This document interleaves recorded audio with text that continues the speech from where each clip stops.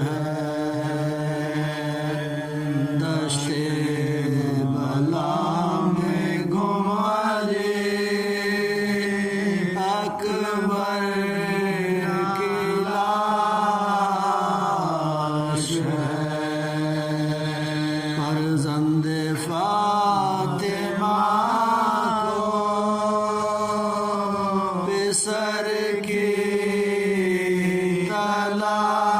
تلاش ہے زخم جگر پانا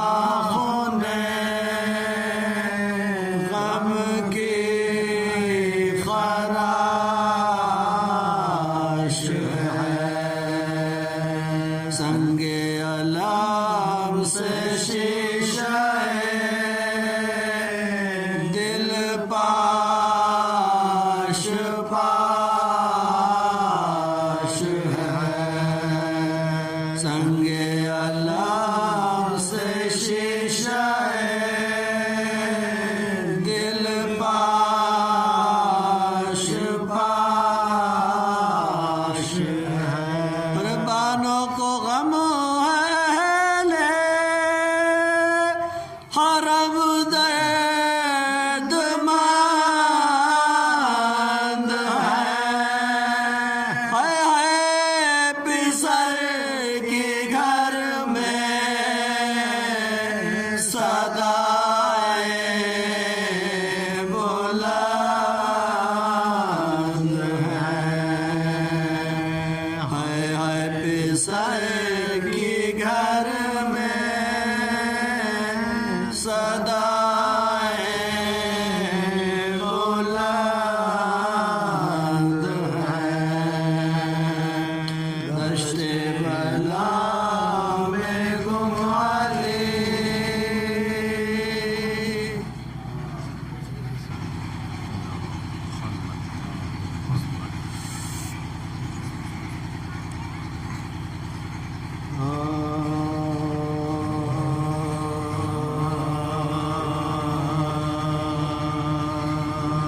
دشمن کو بھی خدا نہ دکھائے پسر کا دان دشمن کو بھی خدا نہ دکھائے پسر کا دان دل کو فگار کرتا ہے نور نظر کا دان آنکھوں کا نور کھوتا ہے نور بصر کا دان ورنہ جوان بیٹے کا ہے عمر بھر کا دان مرنا جوان بیٹے کا ہے عمر بھر کا دان اور یہ حال ابن فاطمہ کے دل سے پوچھئے اور زخم جگر کے درد کو گھائل سے پوچھئے زخم جگر کے درد کو گھائل سے پوچھئے جبر چکا کے گم ہوا اکبر ثنا فرزند فاطمہ کا کہوں کہ زبان سے لرزا تھا جس میں پاک میں خورشید کی مثال چلاتے تھے شہید ہوا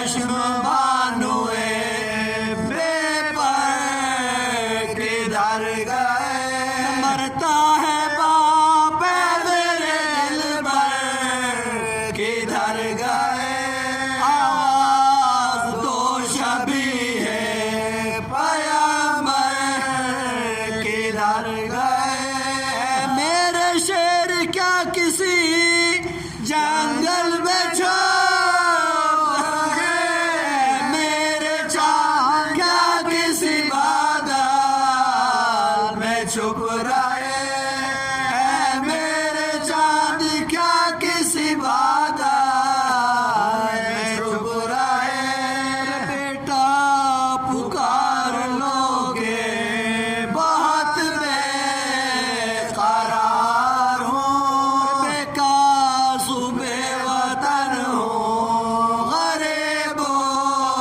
دلار ہوں اہل ستم تو ہنستے ہیں میں عشق بار ہوں آفات میں مبتلا ہوں بلا سے دو چار ہوں آفات میں مبتلا ہوں بلا سے دو چار ہوں ارے بولو پدر سے تشنا دہانی کا واسطہ ارے صورت دکھاؤ اپنی جوانی کا واسطہ صورت دکھاؤ اپنی جوانی کا واسطہ بیٹا ہماری آنکھوں میں دنیا سیاہ ہے نور عین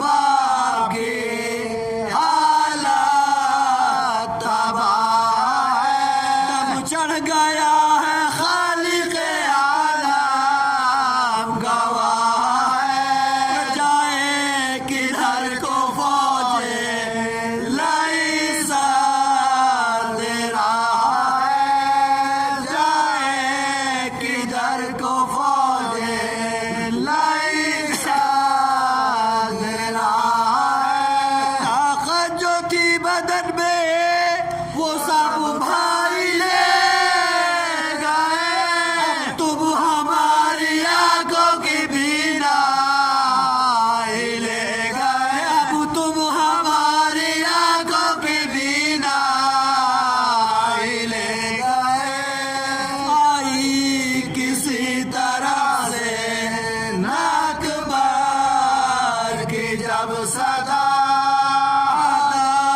کو تب پکارے شہنشاہ کربلا صبت نبی کے حال باب رحم کی ہے جان بتلاؤ کس طرح ہے میرا لال میں لقا بتلاؤ کس طرح ہے میرا لال میں لقا پرچھی ستم کی کھا کے وہ پیارا کدھر گیا ہے فوج شام چاند ہمارا کدھر گیا ہے فوج شام چاند ہمارا کدھر گیا دشمن کو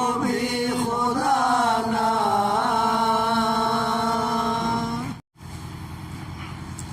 فاتحہ.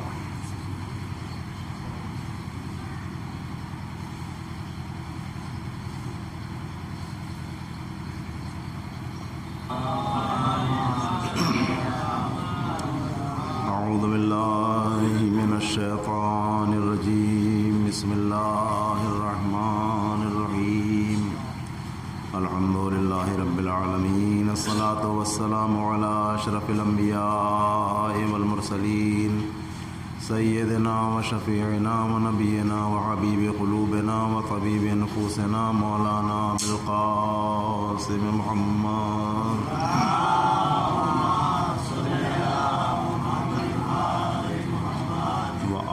آله الطيبين الطاهرين المعصومين ولعنة الله على أعدائهم وقتلتهم أجمعين من يومنا هذا إلى قيام يوم الدين. أما بعد فقد قال الله تبارك وتعالى في كتابه المجيد وفرقانه الحميد وقوله الحق. بسم الله الرحمن الرحيم. قل لا أسألكم عليه أجرا إلا المودة في القربى. صلوات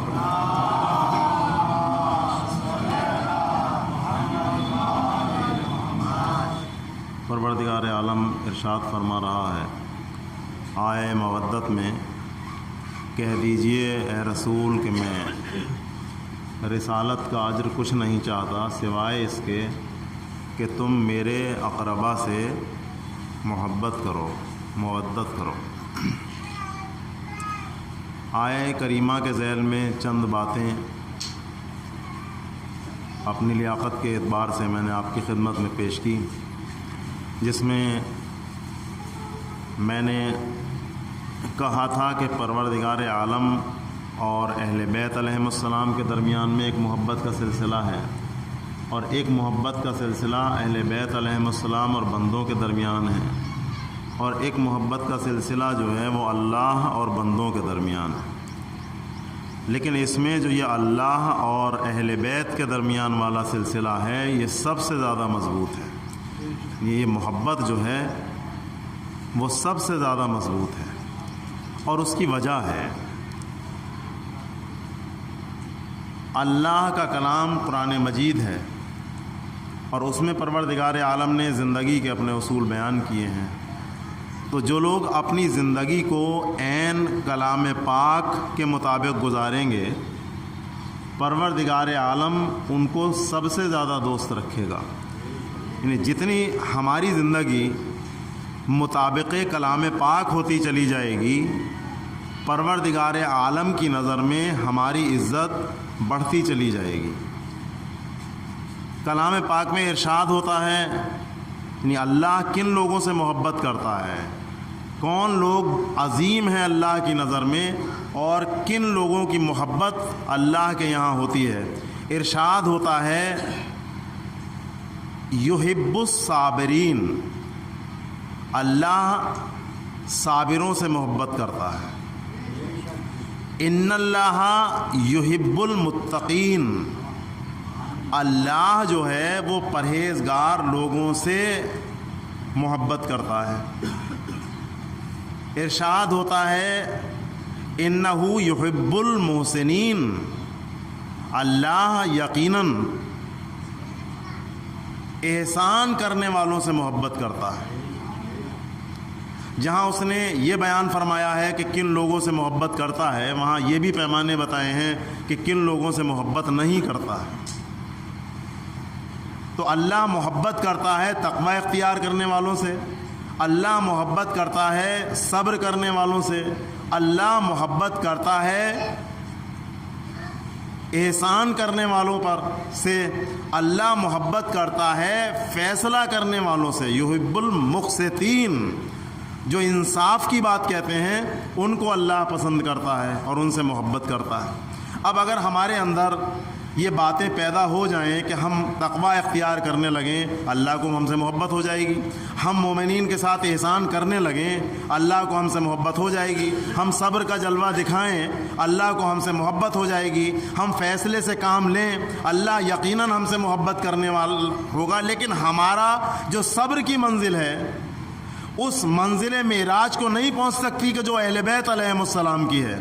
میں نے کہا کہ جیسے جیسے معیار عمل بڑھتا چلا جائے گا، تقویٰ کا بھی ایک معیار ہے، صبر کا بھی ایک معیار ہے، فیصلہ کرنے کا بھی ایک معیار ہے. تو جیسے جیسے ان چیزوں کا معیار بڑھتا چلا جائے گا، پروردگار عالم کی محبت میں اضافہ ہوتا چلا جائے گا. لیکن ہم یہ دیکھتے ہیں کہ یہ تمام باتیں منزل معراج پر ہیں محمد و آل محمد کے یہاں پر. نہ ان جیسا صبر صبر کسی کے یہاں پر ہے، نہ ان جیسا تقویٰ کسی کے یہاں پر ہے، نہ ان کے یہاں احسان کرنا دوسروں پر کسی سے کی طرح سے ہے، نہ ان کا انصاف کسی کی طرح سے ہے۔ عام لوگ تو کیا صف انبیاء میں بھی ان کا مقابلہ کوئی نہیں کر سکتا۔ اسی لیے پروردگار عالم تمام کائنات میں محمد و آل محمد سے سب سے زیادہ محبت کرتا ہے۔ صلوات پڑھیے محمد۔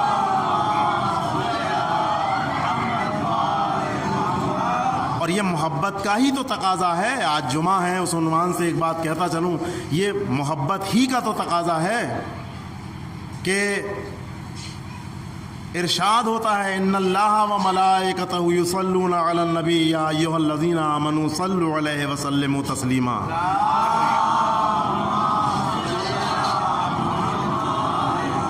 یقیناً اللہ اور اس کے فرشتے محمد و آل محمد پر درود بھیجتے ہیں، تو اے ایمان لانے والو تم بھی ان پر درود بھیجو۔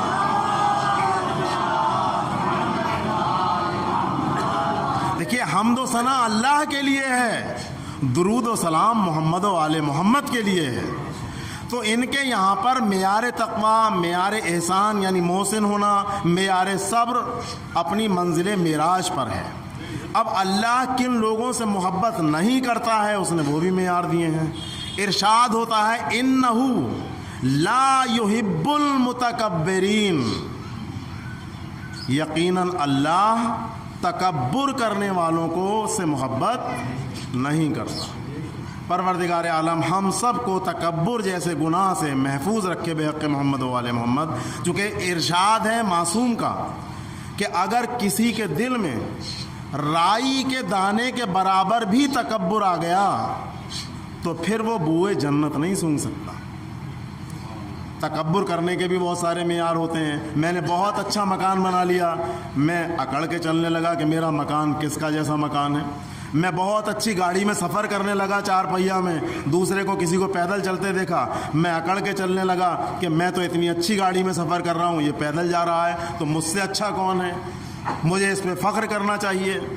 لیکن یہی تو بات دیکھنے کی ہے۔ دیکھیے ہم عمدہ گاڑی میں سفر کرنے لگیں تو ہم تکبر کا شکار ہو جاتے ہیں، لیکن وہاں براق جیسی سواری پر سفر کرنے کے بعد بھی تکبر کا شائبہ نہیں ملتا زندگی میں۔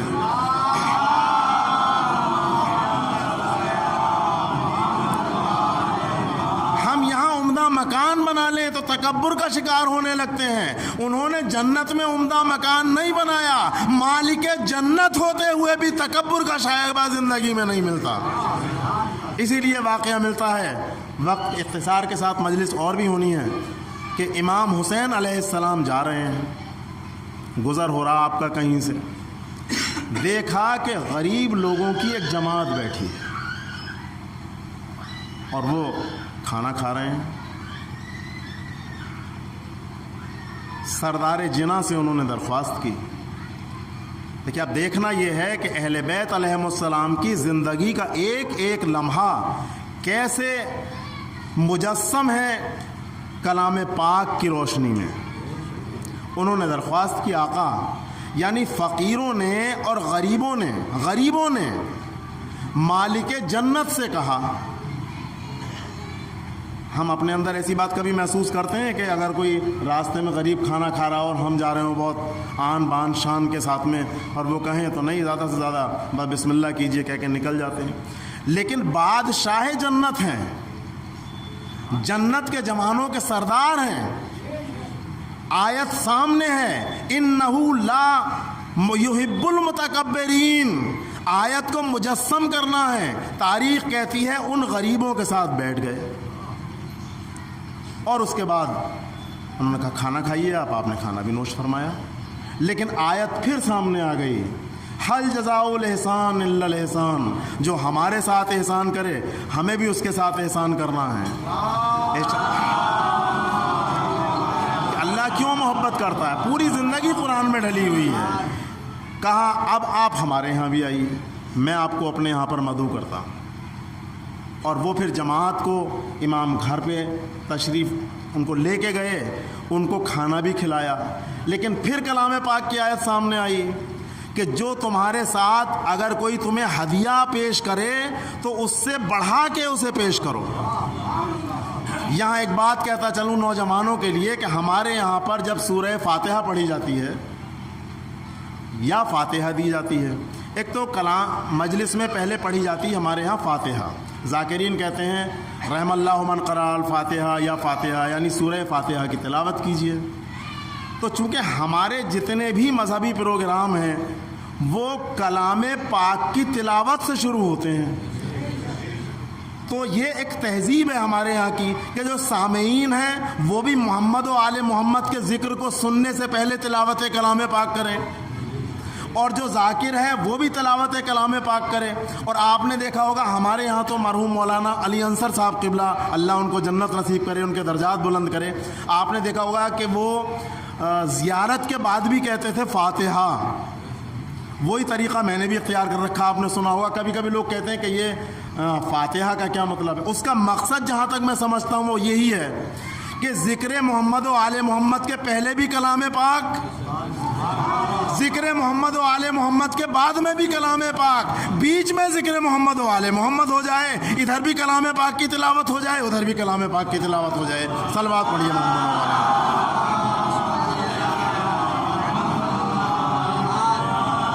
تو میں کہہ رہا تھا کہ آیت سامنے آئی کہ بڑھا کے پیش کرنا ہے، تو میں کہہ رہا تھا کہ ہم جب بھی سورہ فاتحہ یا جب بھی تلاوت کلام پاک کرتے ہیں تو ایک تو فاتحہ پڑھ لیتے ہیں تلاوت کی وجہ سے، پھر قصداً کہا جاتا ہے کہ اب سورہ فاتحہ پڑھیے اور ان کی روح کو ارسال کر دیجئے، وہ دوسری فاتحہ ہوتی ہے باقاعدہ طور پر، یہ کلام پاک کی تلاوت ہوتی ہے پہلے۔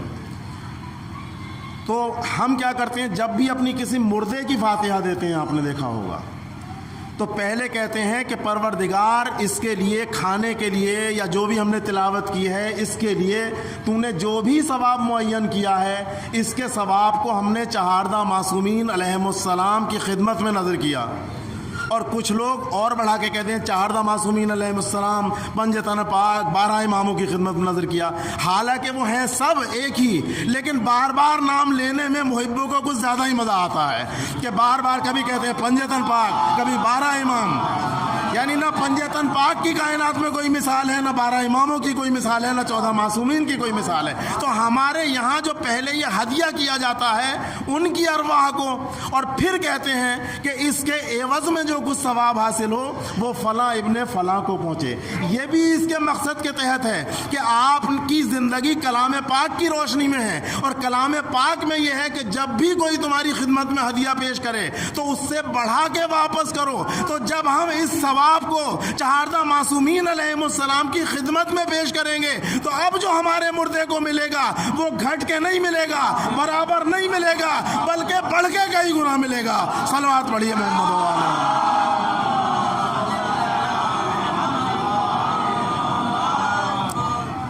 اس لیے پہلے ہدیہ کیا جاتا ہے، یہ ایک ضروری بات تھی جو میں نے عرض کی جوانوں کے سامنے۔ تو اب وہ آیت آ گئی کہ بڑھا کے پیش کرنا ہے، تو آپ نے کھانا بھی کھلایا بدلے میں ان کو، اور اس کے بعد کہا غلام سے کہ گھر میں کچھ ہے؟ کہاں ہے؟ اس کے بعد کچھ مال و دولت بھی ان کو دیا، چونکہ بڑھا کے دینا تھا۔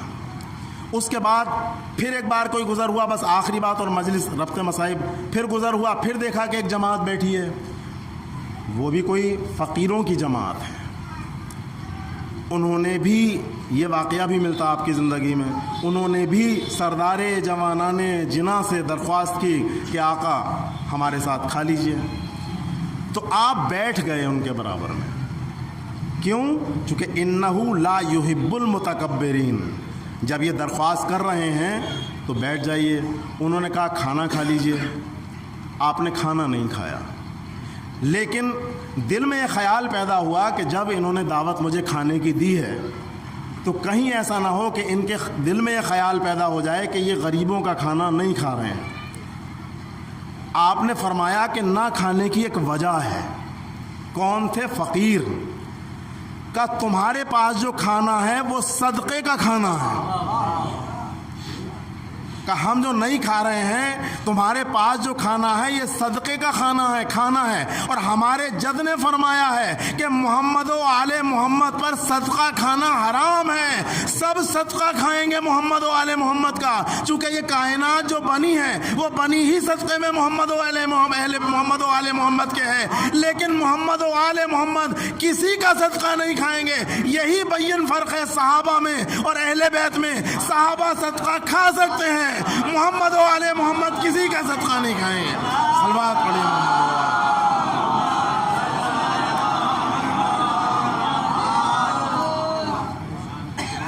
सदका और लोगों पर हराम नहीं है, लेकिन मसला है वो पेश किए देता हूँ। सैयद का सैयद सदका खा सकता है, सैयद पर गैर सैयद का सदका खाना जायज़ नहीं है।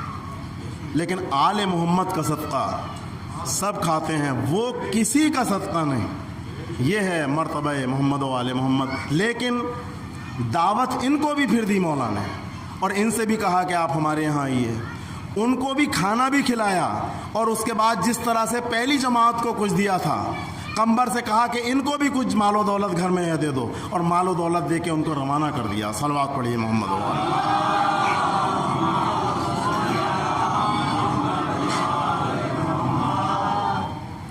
तो जिन हस्तियों ने कायनात वालों के साथ इतना अच्छा अमल किया हो, उनकी औलाद के साथ क्या सलूक किया गया, ये भी काबिल ज़िक्र है। जिन्होंने न कभी यतीम को वापस किया, न कभी मिस्कीन को वापस किया, न असीर को वापस किया, न गरीब को वापस किया, न फ़कीर को वापस किया। उनकी औलाद करबला में अल अतश की सदाएं बुलंद कर रही है। आज़ादारो, आज मुहर्रम की 9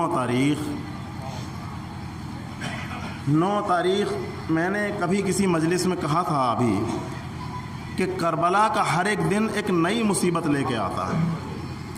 9 तारीख़ ज़ैनब के लिए बड़ी दर्दनाक तारीख़ है, सानिया ज़हरा के लिए बड़ी दर्दनाक तारीख़ है 9 तारीख़। आपको अर्ज़ कर दूं पहले कि ज़ैनब की माँ का जनाज़ा रात में उठा है, लेकिन आज ज़ैनब मुकम्मल तरीक़े से दुश्मनों के दरमियान में घिर चुकी है। तो जिसकी माँ का जनाज़ा रात की शब में उठा हो, वो अगर दुश्मनों के दरमियान इस तरह से घिर जाए कि चंद लोगों के सिवाय जिसका कोई मददगार न हो, तो दिल ज़ैनब का क्या हाल होगा। ज़ैनब, आपकी मुसीबतों को हमारे लाखों सलाम।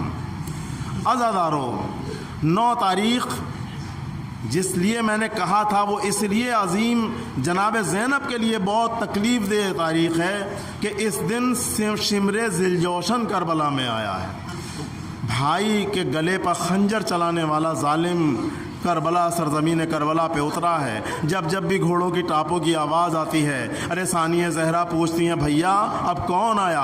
कहा, बहन ये सब हमारे दुश्मन आ रहे हैं, ये सब हमारे दुश्मन आ रहे हैं। अरे ज़ैनब का दिल घबराता है, भैया तेरा कोई भी चाहने वाला नहीं, जब भी सुनती हूँ तेरे दुश्मन आते हैं। बस अब एक मर्तबा घोड़ों की टापों की आवाज़ ज़ोर ज़ोर से जो आई कि इतनी ज़ोर से अभी घोड़ों की टापों की आवाज़ नहीं आई थी। एक मर्तबा सानिया ज़हरा घबरा गई, अब्बास को बुलाया, हुसैन को बुलाया, अरे भाई अब कौन आया? बहन अब इस करबला पर अरे शिमरे ज़िलजोशन आ गया।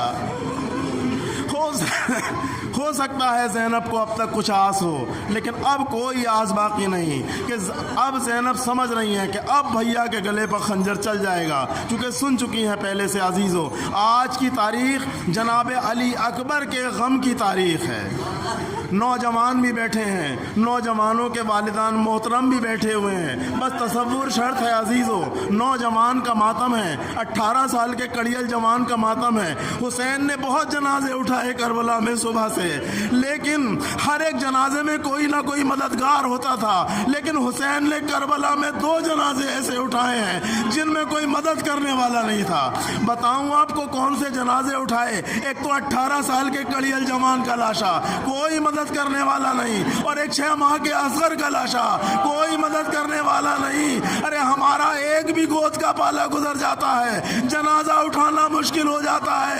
हाय गरीब ये हुसैन, अरे सुबह से गोद के पालों के जनाजे उठा रहे हैं। ازادارو چند فقرے مصائب کے اور مجلس تمام. کون؟ علی اکبر. ارے علی اکبر مدینے میں فنون جنگ سیکھ رہے ہیں جناب عباس سے، چونکہ جناب عباس سب کو فنون جنگ سکھایا کرتے تھے. ایک دن زینب نے خواہش ظاہر کی، عباس اب تو اکبر نے کافی کچھ سیکھ لیا ہوگا، ہم بھی دیکھنا چاہتے ہیں کہ اکبر کی جنگ اور عباس کس طرح سے تم جنگ کرتے ہو. بس ایک مرتبہ پردے کا اہتمام کیا گیا، ہاشمی خواتین جمع ہوئیں. ادھر سامنے ارے جناب عباس اور جناب علی اکبر نے اپنے ہنر دکھانا شروع کیے. تاریخ کہتی ہے ایک مرتبہ، ارے دل سنبھال کے سنیے، ایک مرتبہ عباس نے نیزہ اٹھایا اور نیزے کو اٹھانے کے بعد ارے اکبر کے سینے کے سامنے لا کے روک دیا. ہائے زینب، ارے جو اب تک پورا منظر پردے کے پیچھے سے دیکھ رہی ہے، زینب سے رہا نہ گیا.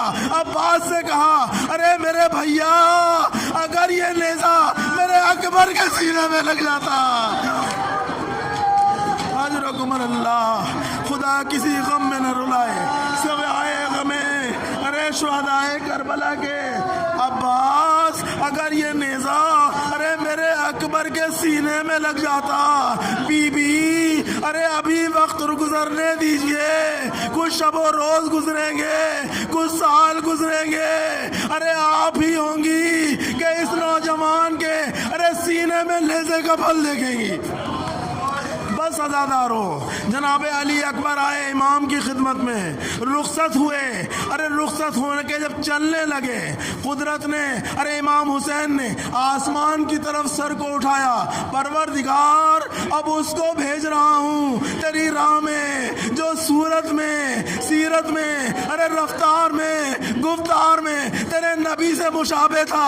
جب جب نانا کی زیارت کا اشتیاق ہوتا تھا، ارے میں اپنے اس نوجوان بیٹے کو دیکھ لیتا تھا.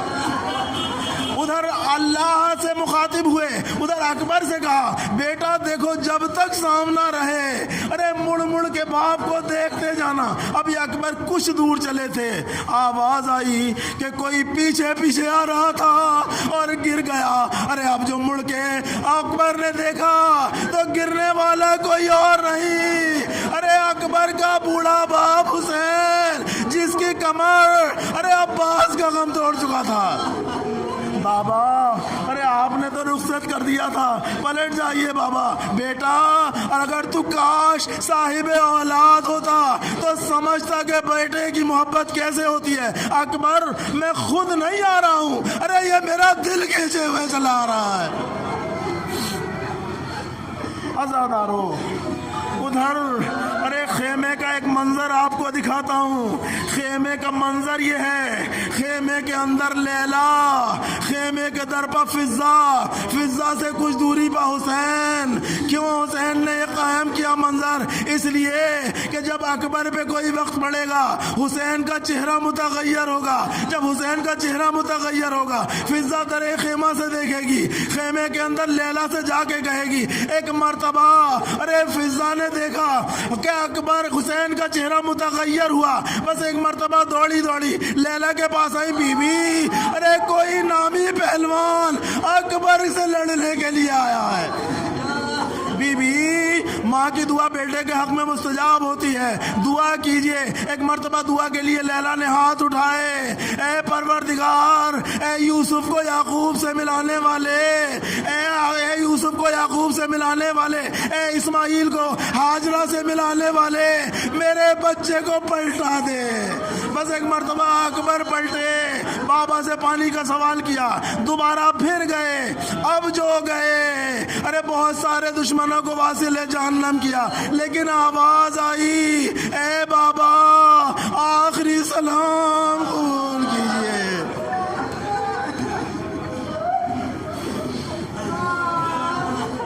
ارے اب تک جو بھی ارے گھوڑے سے گرتا تھا، آواز آتی تھی آقا خبر لیجئے، لیکن اکبر نے یہ نہیں کہا ارے بابا خبر لیجئے، تاریخیں کہتی ہیں اس لیے نہیں کہا کہ اب تک تو جب بھی حسین آتے تھے کوئی سنبھال کے لے آتا تھا، اب حسین کو کون سنبھال کے لائے گا؟ حسین ارے ٹھوکرے کھاتے ہوئے اکبر کے سرانے پہنچے، دیکھا زینب ارے اکبر سے پہلے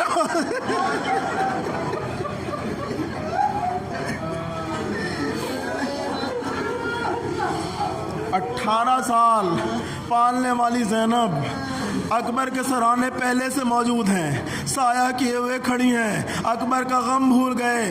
ارے بہن زینب، حسین کی زندگی میں خیمے سے باہر نکل زینب کے بازو کو تھاما، آؤ بہن، ارے ابھی تو حسین زندہ ہے، تمہیں خیام کے اندر پہنچا کے آئے، زینب کو خیمے کے اندر پہنچا کے آئے، بیٹھے بیٹے کے سرانے، بیٹا کیا حال ہے؟ بیٹا اینڈیاں رگڑ رہا ہے، دیکھا سینے پہ ہاتھ ہیں، بیٹا کیا حال ہے بابا؟ ارے سینے میں نیزے کی ہنی ٹوٹ گئی بابا، ارے نیزے کی ہنی سینے میں ٹوٹ گئی ہے، بہت تکلیف دے رہی ہے بابا، اگر ہو سکے تو کسی طرح سے نیزے کی ہنی نکال دیجئے۔ ارے تاریخ کہتی ہے ارے حسین نے ایک مرتبہ دونوں گھٹنوں کو خاک کربلا پہ ٹیکا، کہا یا علی، ارے برچھی کے پھل میں ہاتھ ڈالا، اب جو برچھی کا پھل نکلا اکبر کا کلیجہ ارے برچھی کے پھل کے ساتھ نکل آیا۔ اکبر کہہ رہے تھے بابا خدا حافظ، ارے خدا حافظ، لیکن نوجوان بیٹا ہے، عزادارو، بس آخری فقرہ اور مجلس تمام حساس ذہنوں کی نظر کر رہا ہوں، بیٹا جا بھی رہا ہے، باپ کو سنبھال بھی رہا ہے، بس ایک مرتبہ بیٹے نے کہا بابا خدا حافظ، ارے نانا جام کوثر لے کے آ رہے ہیں، بابا گھبرانا نہیں، ارے آپ تو مجھے پانی نہیں دے پائے لیکن میرے نانا ارے جام کوثر لیے کھڑے ہیں۔ انا للہ۔